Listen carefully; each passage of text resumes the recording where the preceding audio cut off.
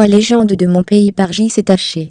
L'histoire de l'îlet au massacre, la première par ordre de temps, nous montre, touchant à son paroxysme, l'état de féroce barbarie dans lequel étaient plongés les aborigènes de l'Amérique du Nord, avant l'arrivée des missionnaires. Le Sagamo du Cap Skook nous fait assister à cette lutte tempétueuse, qui se fit dans la nature insoumise des sauvages, lorsque leur fut exposée la doctrine catholique, avec l'alternative de ses promesses magnifiques, et de ses menaces terribles.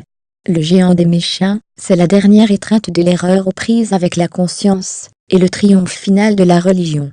Vous le retrouverez sur Amazon. En voici un extrait. 3. Sur les pistes. Les Micmacs, restés dans le bois pour observer, avaient pu, faisant usage de leur intime connaissance des lieux, et profitant de la confiance des ennemis, qui ne soupçonnaient aucunement la présence de batteurs d'estrade autour d'eux, se rendre un compte parfait de tout ce qu'il importait de savoir. Dans la nuit du départ des 2 courriers envoyés à la bourgade du Bic, les éclaireurs avaient facilement découvert que le parti qu'on avait sur les bras était un parti d'Iroquois, composé d'environ 100 guerriers d'élite, ayant livré leur âme au carnage, et à la dévastation. Ces guerriers formaient, en toute probabilité, un groupe détaché d'une de ces grandes expéditions qu'à cette époque, et longtemps après encore, les nations iroquoises envoyaient dans toute la vallée du Saint-Laurent. Bien rarement les Iroquois prenaient une autre route que celle du fleuve, quand ils venaient porter leurs armes, jusqu'en ces endroits, pour la raison qu'ils ne connaissaient pas l'intérieur de la vaste étendue de pays, qu'il leur aurait été nécessaire de parcourir, et que, de plus, il eût fallu traverser le territoire des Abénaquis, tribu vaillante et aguerrie de la nation algonquine, qui ne laissait pas sur ces terres, un facile passage aux ennemis de sa race.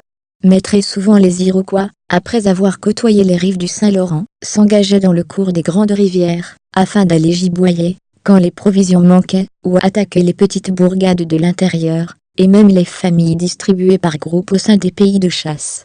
Les Micmacs comprirent que les ennemis qu'ils avaient devant eux, avaient dû prendre le haut pays, par la grande rivière, qu'on appelle aujourd'hui des 3 pistoles. Puis s'engager dans cette autre rivière tributaire de la première, et qui a nom Bois-Bouscache, jusqu'à ce que, voyant se multiplier les portages, et trouvant sur les bords de la Bois-Bouscache le chemin plaqué, marqué de plaques, et récemment fréquenté des Micmacs, ils eussent laissé leurs canots, pour se mettre sur les pistes des familles, dont le voisinage était, de cette sorte, clairement démontré. Pour qui connaît l'intelligente faculté d'observation, et l'acuité d'intuition des sauvages, il y a dans tout cela quelque chose de si naturel, qu'on ne concevrait pas que les coureurs n'eussent pas de suite tout deviné. Ces reconnaissances faites, les Micmacs se divisèrent en 2 petites bandes. L'une devait suivre les Iroquois sans se laisser découvrir, afin de prendre les devants à temps, pour donner quelques heures d'avertissement aux habitants des cabanes, de l'arrivée des ennemis, et se joindre aux autres guerriers, chargés de la défense du village.